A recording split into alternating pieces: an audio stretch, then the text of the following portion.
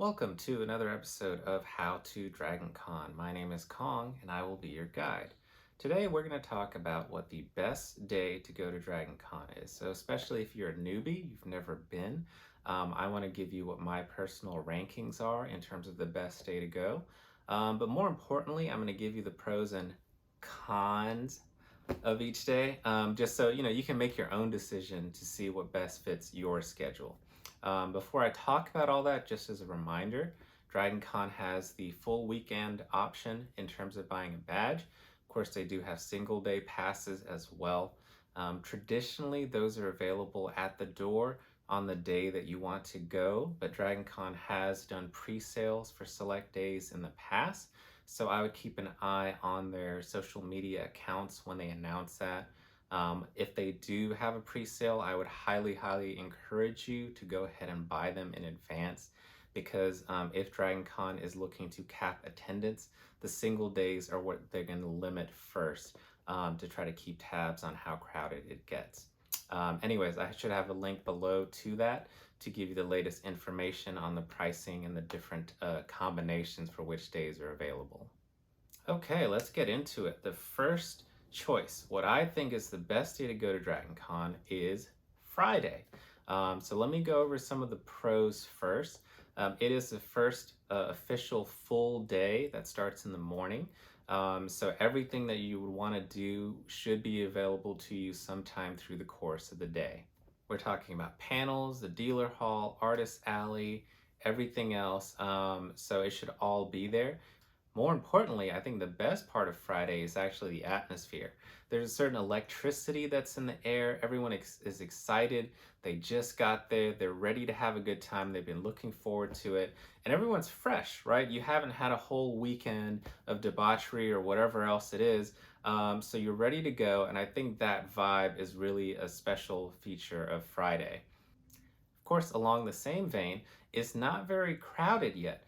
So this is a good opportunity to kind of roam around without feeling too much of the crowds quite yet. It'll probably pick up as the day goes on, especially into the nighttime. But that's definitely a pro about Friday as well. And last but not least, because it is the first full day, you still have 2 other days, right? So let's just say you're coming for Friday and Friday only, and that's your plan, but you end up having the best time and you get hooked like so many of us do, and then you decide you want to come back. Well, you still have several other days to maybe catch something that you weren't able to see on Friday. Because believe me, like some days are just so packed full, there's no way you could see everything that you want to in a single day. So again, if you come on Friday, you still got plenty of wiggle room on the weekend to make up for anything that you've missed. Okay, the second best day to go, in my opinion, and a lot of people might tell you is the most important, but that would be Saturday, right? There are so many pros about it, but I think the negatives are just big enough to kind of draw it back down a little bit, and that's why I rank Friday a little bit above. But let's go over the positives about a Saturday. Of course, it is the most packed day in terms of the schedule. A lot of the big events, like the parade in the morning, the musical performances at nighttime by some of the bigger names and the bigger acts are going to be on Saturday. The Georgia Philharmonic Orchestra usually has their performance on Saturday. And of course, the Night at the Aquarium is also on Saturday. So in addition to those, you are going to have possibly some of the biggest panels in terms of guests and maybe really popular topics. Those are probably going to be on Saturday as well, just because the con organizers know that that's when the most people are going to be there. So that's where they want to push out the big events. Another pro about Saturday is the Walk of Fame is open a little bit earlier. So for Friday, even though the Walk of Fame is there, it opens actually a little bit later from 1 o'clock to 7. But on the weekend, it starts at 10.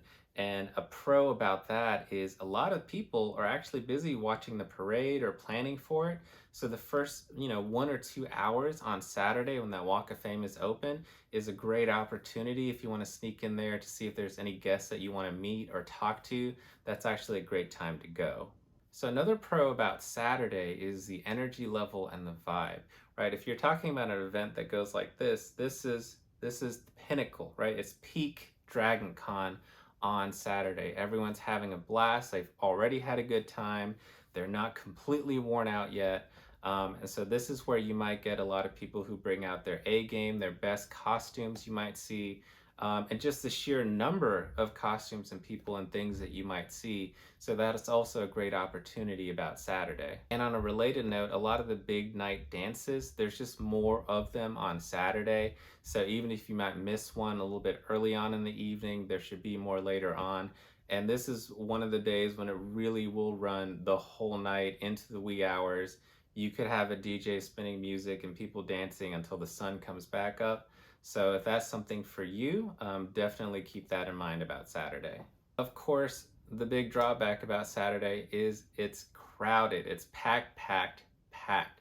And that is gonna be more of a deterrent than you think in terms of just trying to enjoy the day. So for one, if you maybe plan to get somewhere, even if on one of the previous days it only took you 10 minutes, it might take you twice as long just to go from point A to point B because there's just so much more people in your way. Especially if you're trying to stay indoors the whole time and just use the little tunnels that connect the main 3 hotels. I've been there. Some of the times you're barely moving a few inches at a time. You're crammed right up against people. You're getting a whiff of everything and everyone, so it's not pleasant. Something to keep in mind. Part 2, some of the events that you want to go to, everyone else wants to go to as well. So the lines are going to be a lot longer. You may have a lot of waiting on Saturday where you're just trying to get into the event and you may not be able to get in, right? There's just so much space, even in the biggest ballrooms. With that many people there on Saturday, there is a real possibility that you don't even get into a panel. And even the lines that wrap around outside the room, that's just another layer of a sea of people that you have to navigate through if you're trying to get somewhere. So again, just something to be very aware of on Saturday. Okay, where else can big crowds bother you? Well, if you didn't catch the Walk of Fame in the first few hours, the rest of Saturday it's going to be packed. If that's the only day you're coming in and that's the only day you want to try to meet a certain celebrity, you may be in for a lot of waiting because again, those lines are super packed. They may back out of the big ballroom and they may have winding lines. I've seen even across 1 or 2 different stories.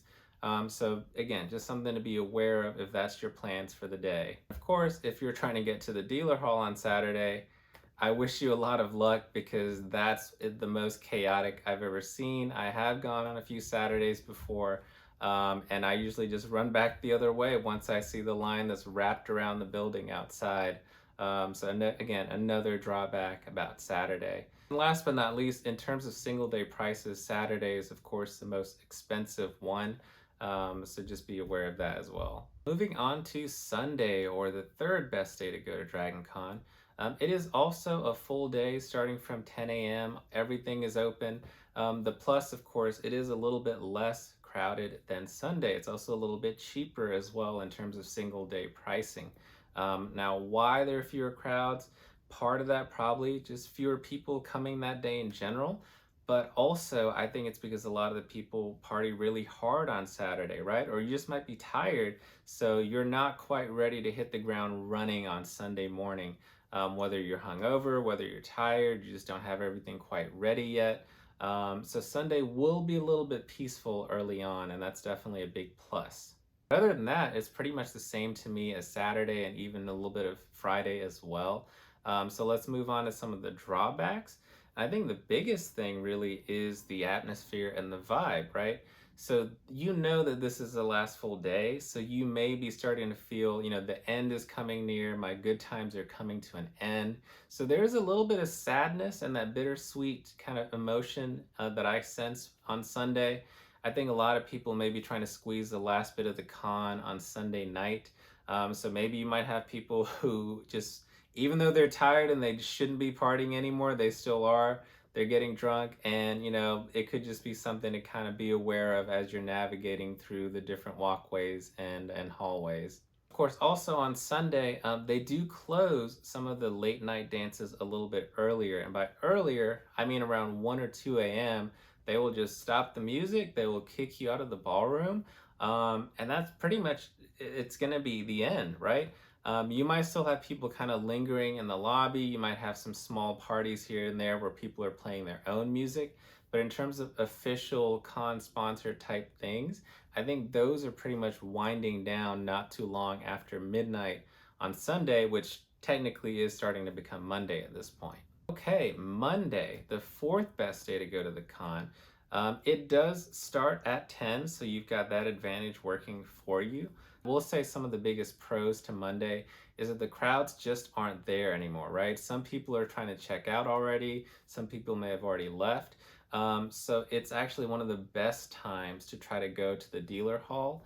And I've seen some vendors actually offer discounts on Monday because they may just be trying to get rid of inventory before they head back. So something to be aware of.